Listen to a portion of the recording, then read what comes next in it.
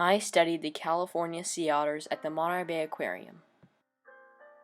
When you come to the aquarium, you usually pass by or look at the sea otters, but you may not know the reason why they are on exhibit. In the 1800s, the Pacific Ocean was largely unexplored. A Russian explorer named Vitus Bering led an expedition from Russia to explore the North Pacific coastlines. While they were exploring, his naturalist had found a new species, sea otters. He had brought one aboard to study it. Its fur was so thick, and it was easy to catch. The men aboard used the sea otter's fur to gamble with and used the sea otter meat to eat.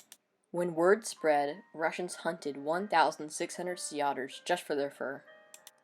People from around the world came to hunt the sea otters for their fur, then sold it to any buyers. Not so long after, sea otters were believed to have gone extinct and fur trading was banned. In 1938, a new coast highway was in construction, and as they were building the Bixby Bridge along the Big Sur coast, the first signs of sea otters were spotted. There were only 50 sea otters in the little alcove from the original 250,000. From then on, the Wildlife Foundations and the aquarium are still trying to help the sea otters thrive. Before the sea otters were hunted, there was huge kelp forest where all kinds of wildlife lived. But after the sea otters were hunted, the sea urchins ate the kelp until the forests were destroyed. As the sea otter population recovered, they immediately started to eat the sea urchin. 3 years later, the sea urchin population started to decrease, and a kelp forest had started to regrow along with a few more sea otters. When the aquarium opened in 1984, the sea otter population was at 1,000. The population hasn't grown much since. It is only at 3,000, rather than the original 250,000. Their niche used to span from Washington to Baja California. Now it's San Mateo to Santa Barbara. We can help the sea otters by not polluting the environment and not littering.